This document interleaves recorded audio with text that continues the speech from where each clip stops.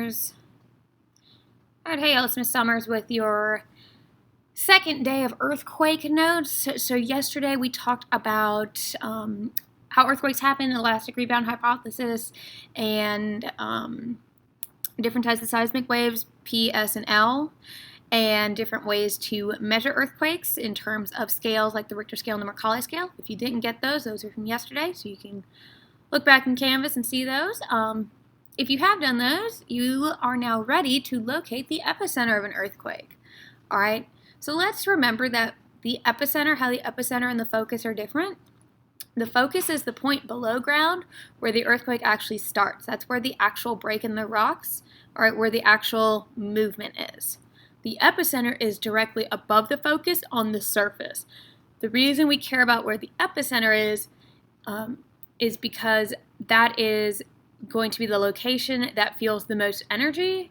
Therefore, it is likely that that is going to be the area that has the most damage. So whenever an earthquake happens, we want to know where was the epicenter, where did it happen, in terms of disaster management. That's why we need to know that. All right, so let's look at how we measure and detect an earthquake. We use something called a seismograph, which are these machines here. All right, you probably have seen these if you've ever seen any like disaster movie.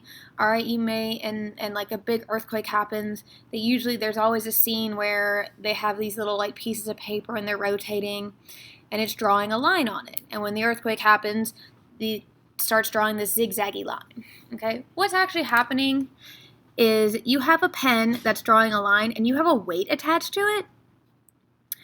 The pen itself does not move. What's moving is the paper underneath it. So that's what's recording the actual shaking of the earth. Now, we can use a seismograph to locate an earthquake, and we can use it to measure. All right, now, in terms of location, it's important to note that a seismograph can tell you how far away it is, but it cannot tell you which direction it came from. Because earthquake waves, seismic waves travel, they radiate outwards in all directions. You can't use one seismograph to be like, oh, it happened 500 miles north of here or 500 miles south or whatever. So for that reason, you need 3 seismographs. We'll get to why we need 3 exactly here in a moment. All right.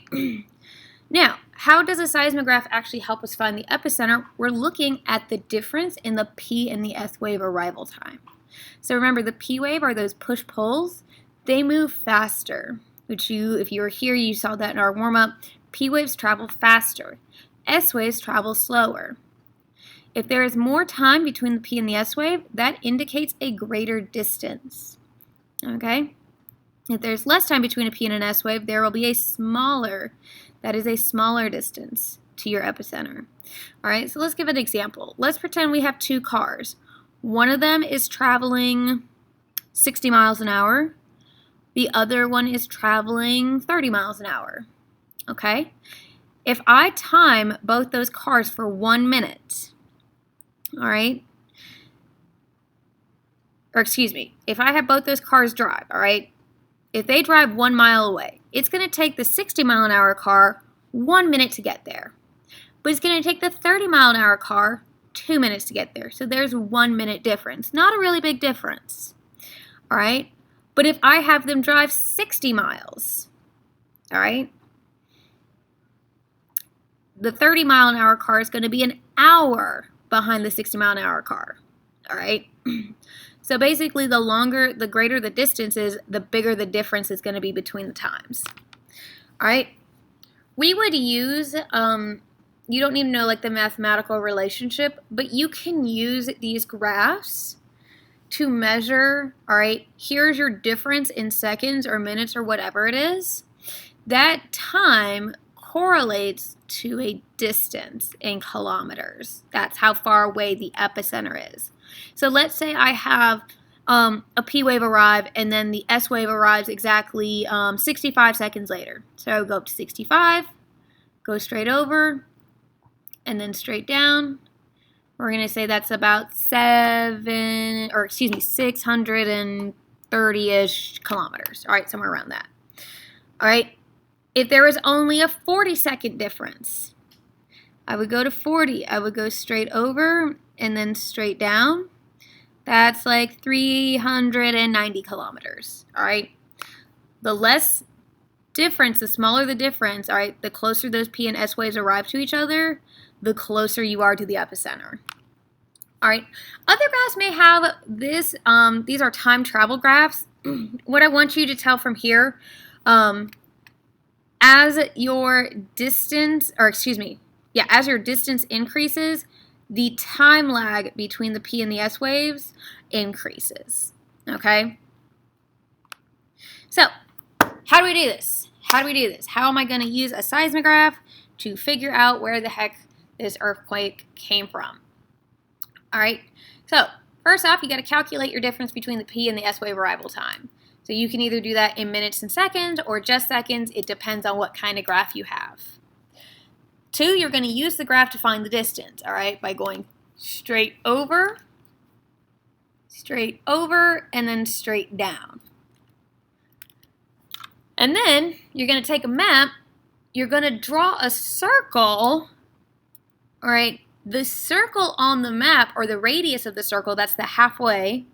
My radius is half of a circle. All right, your radius is going to be the distance that you calculated. Now, the reason you do a circle is because the earthquake can come from any direction. All right, it can come from the north, the south, the east, the west, the northeast, the north by northeast, or whatevskis. All right, so that earthquake can be anywhere along that circle. All right, so you want to have 3. All right, so let's say I drew this circle first. All right, the earthquake can be anywhere on this circle. I don't know which way it came from. But if I add a second circle, all right, I'm going to look at where they overlap. Well, they overlap here, and they overlap here. If I add a third circle, beep, I should have only one point where all 3 overlap. Where the circles overlap and intersect is where your epicenter is. So the earthquake didn't happen here, it didn't happen here, it didn't happen here, it happened here where all the circles are meeting. All right. If we're looking at a seismogram, you should be able to detect basic patterns within it. Remember, the P wave arrives first, the S wave arrives second. That's what we care about. The same earthquake, okay? Remember, if we're trying to find an earthquake, we need at least 3 of these little guys. We need 3 of these seismographs. If it's really nearby, on the seismograph, the P wave and the S wave are going to be really close to one another. If it's farther away, there's going to be a greater difference between the P wave and the S wave. One that is super far away, the P wave will start, you'll have this very long pause, and then your S wave hits later. All right, so this is the same earthquake from 3 different locations. Here we're comparing different earthquakes, all right?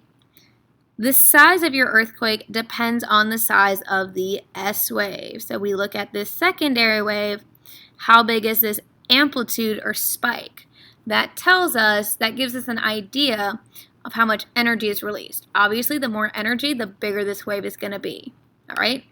That's actually how we would use, we can use a seismograph to measure the magnitude. That's that Richter scale number, all right? You use the graph to find the distance, and then you look at the amplitude. That's how tall the wave is in millimeters. So I would measure from here to the crest of this wave, all right? You'll notice earthquakes that are closer, if you're closer to an earthquake, the amplitude, all right, or the size of the wave is going to be a lot bigger. If you're farther away from the earthquake, the wave isn't as big, which again makes sense from what we saw yesterday with the Mercalli scale. The closer you are, the more energy you feel. Okay? So, in conclusion, seismographs record when an earthquake happens. We can tell how far away it is, but not what direction it came from. We can use the graph, calculate the distance between the P and the S wave to find a distance. We draw 3 circles using those distances that we find. Where they all meet is where the epicenter is.